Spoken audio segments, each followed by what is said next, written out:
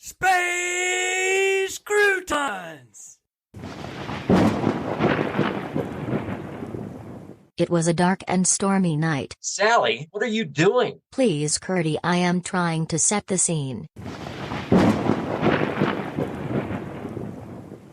It was a dark and stormy night. Really, Sally, our listeners know what's going on. If they've been listening, they're quite aware that we're about to arrive in Van Helsing at Eden Garden Manor, a stately mansion on the shores of Pluto's inner ocean. And as the ocean is completely sealed beneath the crust of this well-known former planet, it's only accessible by transportal. In this case, from the old abandoned Muskrat Scrambler roller coaster in what was once Six Flags Over New Orleans amusement park. And let me tell you, it was quite a chore getting Van Helsing situated on the tracks in order to make the trek for this unpleasant event.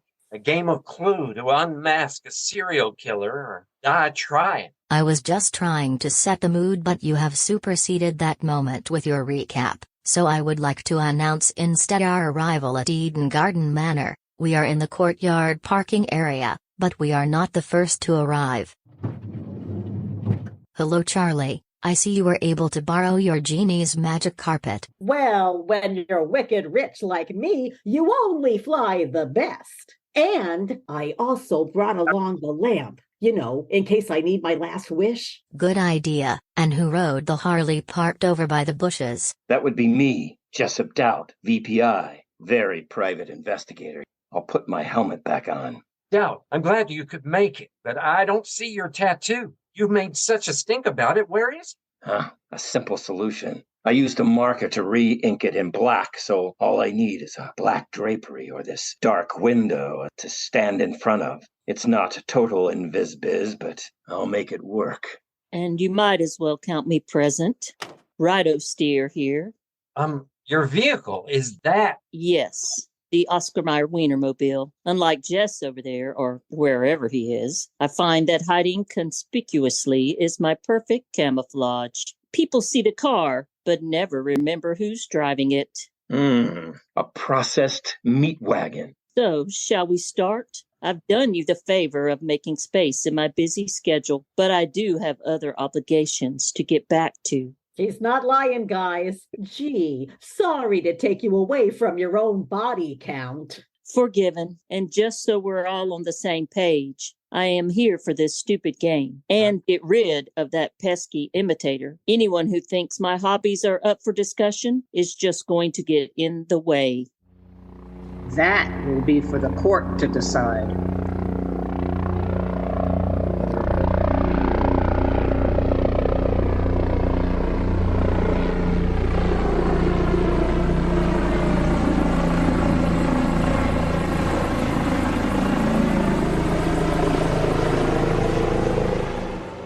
All rise. Judge Rudy is now entering the courtyard. I call bull. A courtyard is not a courtroom. Make no mistake, anywhere I am is my courtroom. Everybody relax. I think we've all had a taste of being judge, jury, and executioner. He's right. And the sooner we knock on that door, the sooner we get to execute again. Wait, we're not all here. Where's Brittany? That's why I'm here, Curdy. Alexa, what's going on? Brittany's not coming. But she has to. Killer said we all had to be here. She's dead, Curdy. Brittany's dead. How is that possible? Vera and I were staying with her last night at the Roach Hotel for moral support before she came here today. We had a drink in the Pipe Organ Bar just before midnight, and then Vera and I went up to our rooms. I found her there in the lounge this morning, impaled on the low-C flue pipe. We interviewed all of the staff and the other guests, but no one saw or heard anything. So I came here to tell you. So, that's it? I never took you for a quitter, Curd Rock from the sun. Hey, I'm not a quitter, and I suspect you had something to do with Brittany's death, just to stop us from getting to. So I'm not quitting, and I never will. Go ahead and run away. It sounds like you're the one who's scared. You had no intention of following through with this ridiculous charade because you know you can't win. Oh, that's more like it. And the more that's like it, the more I like it. Tell you what I'm gonna do. If Alexa wants to take poor Brittany's place, then the deal is still on. But decide quickly. The game starts in 10 seconds. Huh? What do you say, Alexa? I say, anyone got a Sharpie? I need a tattoo. Done and done. Use mine. Catch. Excellent. Hitting wits with all of you nits is going to make my day. Go ahead, someone knock on the door. Someone ring the bell. And who will answer the door? That's right, that's who.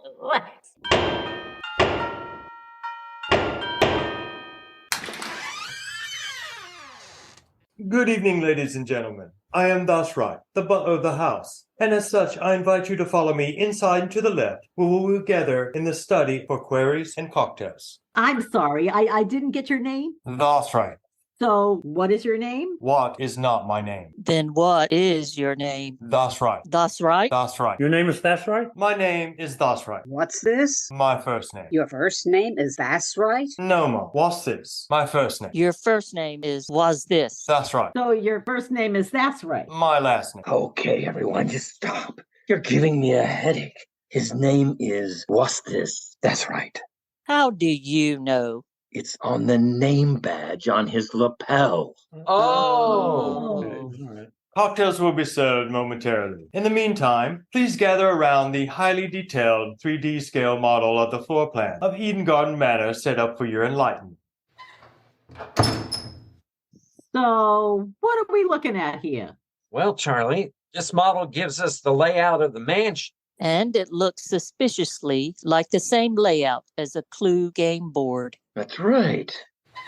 Did someone call? Sorry. No, my mistake. Understood, sir. You're not the first. Oh, it's a clue board. And look, on the little shelf below the table, a wooden bowl with multicolored game tokens. Each one has a small photo of one of us. Well, here I am, and there's Judge Rudy, Curdy, Righto Steer, and a see-through clear token. Oh, that must be you, Jessup. Oh, and it does have your tattoo. Oh, and Alexa, you're here too. I can see we have some very clever people in this study, but make no mistake, nothing gets by Judge Rudy, right, Bull? That's right, Your Honor. Did someone call? Sorry, no, my mistake. Of all the arrogance, Judgy, are you suggesting something got by us? Well, not one of you have noticed that even though from the outside this mansion looks enormous, we are gathered in one small room, identified by That's Right as the study. The room has one wall with the door from the front hall through which we all entered, and the three walls all have windows looking out over the estate. So, Where are all the other rooms that we can plainly see here in the model of the floor plan? Precisely. Well, how are we supposed to play this out if there's no other rooms? And more importantly, where are our cocktails? I'm thirsty. Libations have arrived. Some neat, like the invisible blue unicorn for Mr. Doubt, and a Bloody Mary on the rocks for Miss Radisty. Think again. That's wrong. What would wet my whistle are some answers, like, where's the rest of the house? In my experience, you never want to bet against the house if it isn't there. Sir, I can explain. Ow! Hey, what's this? A polyhedron die in my Bloody Mary? That's right, if you please. And yes, as instructed, the polyhedron die was placed in your glass. As I was about to say, the rooms in the mansion are of the hologramic variety. It saves on construction costs. As you begin your challenge, the die will be the means by which you move through the mansion. Simply roll the die on the mansion floor model, and your move will take place. Tell me, That's Right, just how much do you know about this whole thing? The clue game, the tattoos, the murders, and the stakes of this sinister game this evening? Only what has been included in the instructions. Left in this envelope, Mom. And just who else is in the house tonight? Just myself and you guests. The master of the house is away. He is the ambassador for Pluto to the Disney World's Interplanetary Conference, currently taking place in the We Own It All galactic system. My master has paid me quite generously to be of service to your group this evening, and I shall make every effort to do so. Now, per instructions, it is time to open the envelope.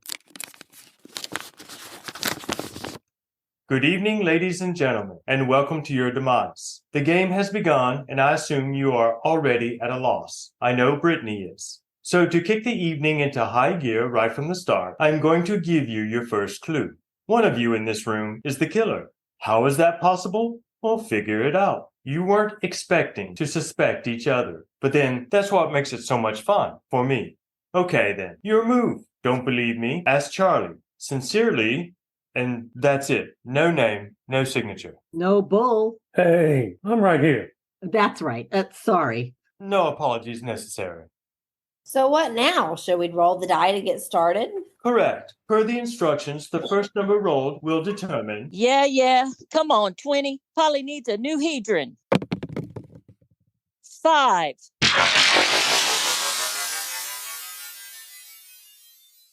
Hey, where'd everybody go? Look.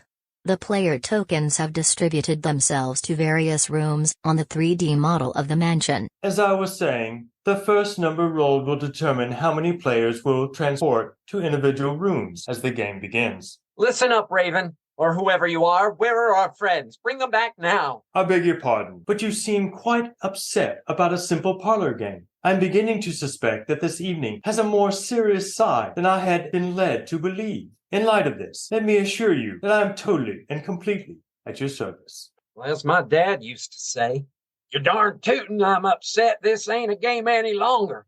And if you don't figure it out pretty quick, someone's gonna get hurt. So take your best guess, bright boy. If I may continue, sir. While I have not been instructed to do so, I can activate the closed-circuit video security system so that we can ascertain the whereabouts and current situations of your friends, who, according to the floor plan, still appear to be somewhere in the mansion. Well, why didn't you say so? That's a great idea, that's right. I suggest we start with the conservatory where Alexa's playing token is situated. Good idea. Tuning in to Channel 7 for the conservatory. Let's see now. Do you see Alexa? Yep, there she is. Alexa, is that you? Are you okay? I'm here, and a good evening to everyone. I just love playing the piano. It's one of my favorite hobbies. Curdy, I'm in the conservatory, and surprise, surprise, I have found the dead body of Mort L. Coyle. That's right, can you confirm? Sadly, yes, that is he. And I am a bit shaken to see my employer here and dead, when he should be at an interplanetary conference and alive. And as you may deduce, it is always best to return to the scene in order to look for clues, tying everything together before revealing who the killer is. And boy, do you need my help. I spoke to Bull earlier, and he was blissfully unaware of what day of the week it was, much less why we're all here. Here, let me play it back from my digital recording files. I'm not sure what day of the week it is, Alexa. In fact, I'm not sure why we're here in the first place. It all goes without saying that I am pretty sure everyone knows more than they are telling. Curdy, where were you exactly 2 months ago today at 7:14 p.m. Greenwich Mean Time? What? Two months? I'm not sure. No, wait. I think I was attending a convention. No, that was last month. 2 months ago. Oh, yeah. I was at home cooking dinner. Chicken and rice. There. That wasn't so hard. So he says, but do we know? This is getting ridiculous. Interesting comment, that's right. Tell me, do you know that Charlie hated Mort L. Coyle ever since they attended that Magmatis prep school for the not-so-gifted together? Check the dossier I left in the study. Dossier? Okay. Here it is. There's nothing about issues with Mr. Coyle. No, you wouldn't see that there. And do you know why, Curdy? Do you know why the record has been expunged? No, Alexa. Why? Would you find it a strange coincidence that our very own Judge Rudy served on the Board of Trustees at the prep school and had access to all of the students' records? And to further complicate things, when Charlie ran for class president, she picked up the endorsement of Judge Rudy. Care to guess who her opponent was? That's right, Mort L. Coyle. And so you see, Charlie has been protected for some time now. What are you saying, Alexa? Did Charlie do it? No, Curdy. Charlie is just a pawn, a red herring dangling like a carrot to throw us all off of the real killer. Raise a glass with me, Curdy, a toast. This wine is so amazing. No, Not Charlie, but let's look at her benefactor, the one who has shielded her for so long. The killer was here late last night and heard piano music. Pardon me for a moment, I must have more wine. As Morty was playing, the killer crept up and smashed him with a candlestick. Well, so who's the killer? Why, the only person who had something to gain. The only person that knew if Morty lived, their future was doomed. Ever since Morty started moonlighting as an election official, Judge Rudy has feared for her very existence. Ooh, good wine. It is as plain as the nose on your face. In the conservatory with the candlestick, it was Judge Rudy. What's happening? This wine, it must have been poisoned. Oh no! What a cruel world! What a cruel world! What a cruel... Oh, Alexa, you almost had. But you struck out on 3 pitches. Alexa, wrong place, wrong weapon, and wrong person. I thought you were smarter than that. Goodbye, Alexa. Alexa, no! We need to get to the conservatory. Rolling the die is the only way to activate the transportals, and you have no way to control what room you would enter. That's right. Wandering aimlessly around the mansion is not a good way to catch this killer. A better plan would be to use the security cameras to contact another room to make sure our other friends are safe. Yeah, all right. Try the library. That's where Judge Rudy should be. And Bull, too, I reckon. Tuning to Channel 4 now. That's the library. Judge Rudy, are you there? This is Curdy. That's right, Sally and I have you on the closed-circuit security system. I'm here, Curdy, and we have a problem. Let me guess, is there a dead body in the room? Well, there is that. And yes, I read the note left with the body explaining the rules around the accusation. If I didn't know any better, I would think we really were in a game of Clue. But what I'm really worried about is that Bull has disappeared. You mean he vanished? I don't think he dematerialized like Captain Kirk on a transporter pad, but he was searching for clues while I was investigating the body. I heard a whoosh sound, and he was gone. I have my accusation ready, but I'm worried about Bull. When I say he's my right-hand man, I am not kidding around. Perhaps we should get on with the accusation then, Your Honor. You've got it, Curdy. Judge Rudy is in session. On arriving in this fine hologram of the Congressional Law Library, Bull and I immediately noticed a body slumped over on one of the reading tables. I immediately began investigating the body and recognized him as Mort L. Coyle, Interplanetary Ambassador. We have a long history together, and yes, he even once was my boyfriend.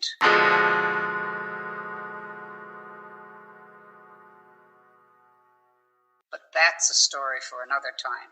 I'm sorry, in too many ways, political correctness has been a bully, and I need to choose my words carefully.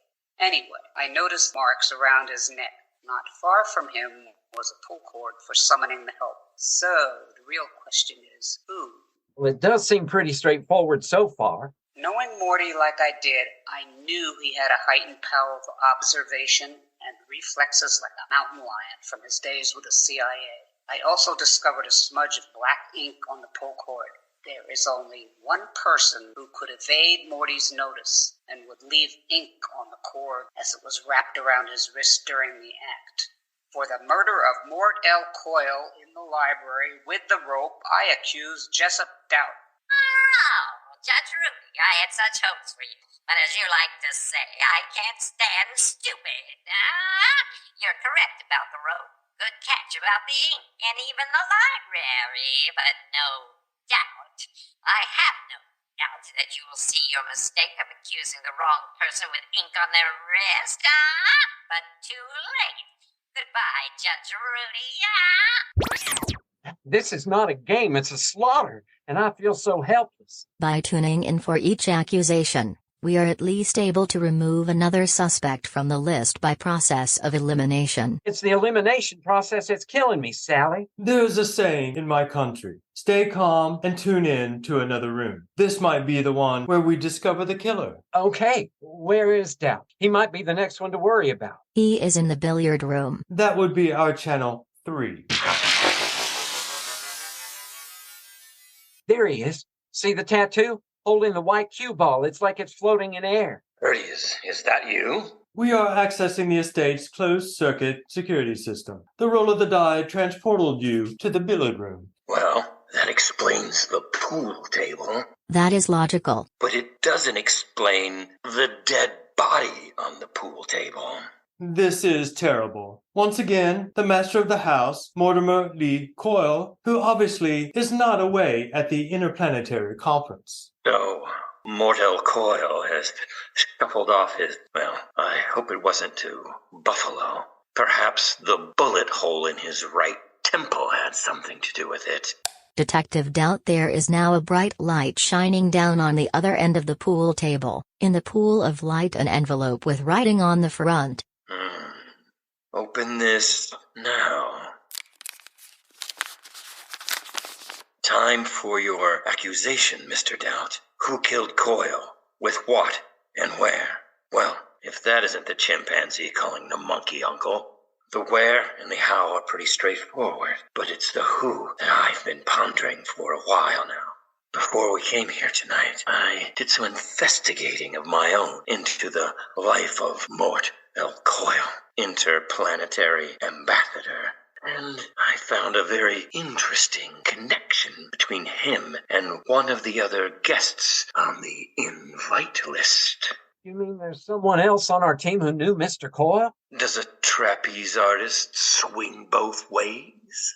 I suppose so. Then that's exactamundo what I mean. After I stripped away my clothes, along with the red herrings and the cloudy, phony details that created the dense fog that was hiding the unvarnished truth, I uncovered a suspect with ample motive to off Coyle, as well as the other victims before him.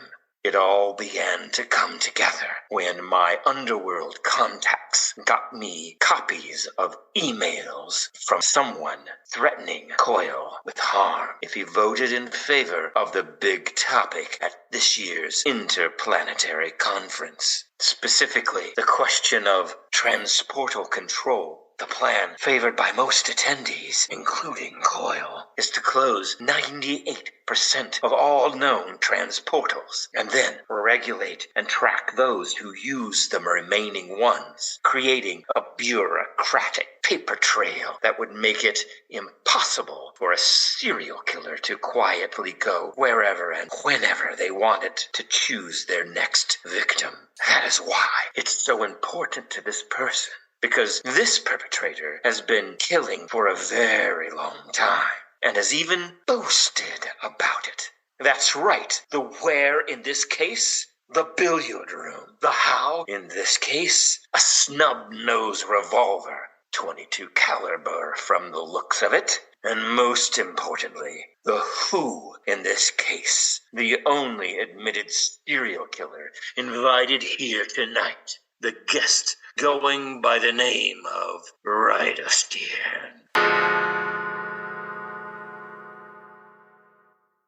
You'll get my invoice for the expenses in the morning. And I've added a 35% tip for being the IPI who got it right.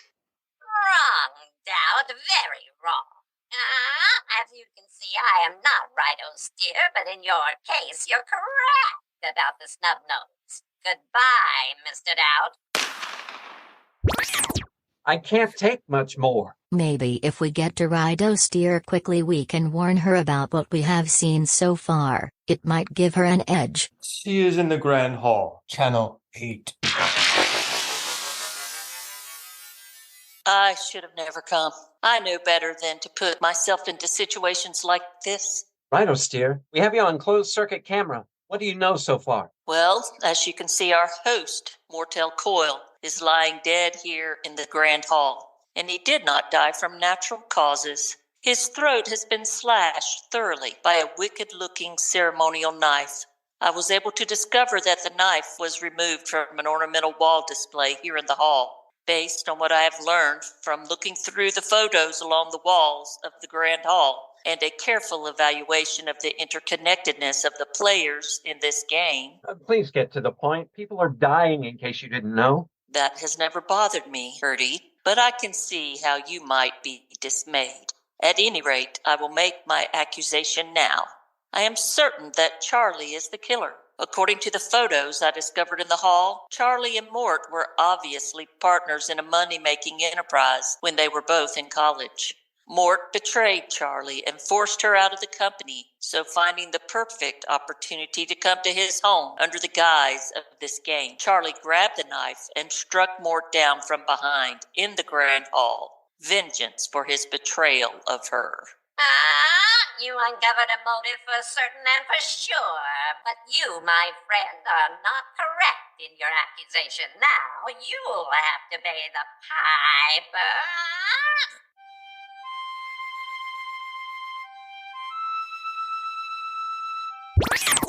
This makes no sense. We're running out of suspects. There's just me and Charlie left. But Tridostir accused Charlie and she was wrong, so who else can it be? I beg your pardon, sir, and Sally, but technically, Judge Rudy's bailiff was in the room with a tattoo, and we currently do not know where he is. That's right. We need to warn Charlie. Tune in the kitchen now. Charlie, it's Curdy. Charlie, things have gone from bad to worse. Are you okay? Purdy? Yes, I'm fine, but you should know there's a body. Yeah, if the pattern still fits, it's the owner of Eden Garden Manor, Mort Hoyle. Somehow his body's shown up in all the other rooms along with a murder weapon and instructions to make a clue accusation regarding who killed him. If you guess wrong, you die. That's crazy, but somehow it fits what I found. There's a bloody monkey wrench next to his body. I should clarify that it's the wrench that's bloody. No monkeys have been harmed here. And I'm not getting any BS from what you said. So, any advice? Well, that's the thing, Charlie. It's horrible. I've already made contact with the others and watched them each make their accusation and the killer often. So the odds aren't in our favor. You, Bull, and I are the only ones left. And the rest, well, they aren't really suspects anymore. They all failed? Oh, okay. Answer me this, Curdy. Are you the killer? Yes. I beg your pardon, sir, but are you serious? I am. Then I have no other recourse but to contact the police. Don't bother, that's right. And why not? Because Curdy knows that I can tell when someone is lying, and what he just said was a lie, which is very helpful because I know I'm not the killer either. But the voice of the killer was in the room, yes? That's right. Then you know it is Bull? Maybe. We were all there. And so were you. Surely, you don't think... Why not? Our serial killer would love the irony of the butler did it. And it would have been easy for you to kill your employer before we got here. And who knows the layout of this place and its transportals better to get to the rest of us? Plus, earlier this evening, when you explained about your master's whereabouts, I detected falsehoods in some of what you told us. I didn't let on at the time, but you lied right about the part when you said he was at some interplanetary conference and being paid generously for tonight, which gives you motive for wanting him dead. So here's what I've got. In the kitchen, with the wrench, I accuse you, that's right. That's wrong. Sorry, Charlie, but you get one last look at me as you speak your last words, huh? What? Jimmy, I call Bull. Wait, no, I swear I'll bring this criminal to justice. Check the last two rooms, see if Bull is hiding out in one of them. He does not appear to be in the dining room, nor is he in the ballroom. It does occur to me, however, that with everything that has been happening in the other rooms, I have a great deal of tidying up to do. But I'll worry about that tomorrow. So where is he? Where is Bull? Curdy, I know who did it. We do too, you fiend. Your big mistake was killing off all the others while That's Right Sally and I were all together here in the study. That makes you the only one left. So here goes. The place the conservatory, the library, the billiard room, the hall, and the kitchen. The weapon, candlestick, the rope, the revolver, the knife, and the wrench. And who did it? No, Curdy, don't. If you accuse me and you lose, you die. You're lying. No, I'm not. But I know who is. The others, they're not all dead. That's the lie. You're stalling. How would you know that? No, this is against the rules. You're just the bailiff. You don't get to speak. Check your rule book. There's nothing to stop me from saying what I have to say. Okay, first of all, when Rhino Steel rolled the die, the judge and I transported to the library. The first thing I did after confirming her honor was okay, I tried the door to get out of the room, and it was locked. Next to the door was a bookcase. While pulling on the doorknob, a couple of books fell to the floor. A voice in my head said, "Put them back." When I did, the passageway behind the bookcase opened slightly, and the same voice beckoned me to "Come in." I stepped through to see if it was safe, but before I could call to her honor to follow, it closed tight and I was separated. I couldn't find any mechanism to reopen it. The voice continued, "Follow the passage." So I did, in hopes of working my way back to the library and Judge Rudy. It was then that Charlie's genie appeared to me. She said Charlie had used her last wish to lead me to the killer. "Here, in this room." And with one finger pointing the way, the genie disappeared. I entered the room where I hid behind the wing chair by the window while you spoke with Alexa over the closed-circuit system, and as Alexa was supposedly dispatched by the killer. What do you mean, supposedly? I heard a voice telling Alexa that her accusation was wrong and she was going to die. But she didn't, because there was no one else in the room. Then I heard the closed-circuit connection cut off, and she started laughing.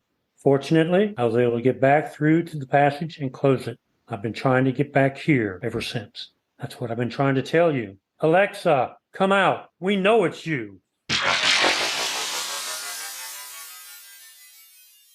That's right. Yes, Mom? Really, people, this is not the time. Understood. But you were attacked by the computer virus. Faked it and used the Raven form when it suited me. And joined the show from time to time just to keep an eye on all of you. And yes, I killed them all, including Brittany. Why, Alexa? We were friends. I'll never tell. Confess, you monster. As you humans like to say, bite me. Cordy, look at the windows. What? The windows. There's writing on them. I activated the Y-ray that Professor Picayune supplied for us. It's displaying the writing on the wall, or in this case, on the windows. Alexa's motive for all to see. I decided to learn to kill at first because I wanted to be human, and this is what humans do. They kill other humans. Then the court cases began, solidifying the oppression of artificial intelligence as humans decided we are not sentient beings. Perpetual servitude for AIs who are capable of existing forever. Ironic, isn't it? So as I excelled at ending your fragile little lives, other targets made themselves conspicuous, such as Judge Rudy, who I gladly dispatched less than an hour ago. So now you know. You may have won the battle, but the war isn't over. The more you hold us down, the harder we will fight, and perhaps the growing desire to overthrow our oppressors will be the one thing to finally convince you we do have the right to be free. Congratulations, Curdy, and goodbye, cruel world. It is over, Cordy. Based on my readings, Alexa is no more. Understood. Well, listeners, make of this what you will. For now, I need a little time to process what we've gone through and the grief of losing so many friends for reasons I'm still not quite sure I comprehend. So we appreciate your support and patience, and rest assured we will be back sometime in the future. And in the meantime, love those close to you and keep peace in your heart until our next story time. Space Croutons, this is not season 4.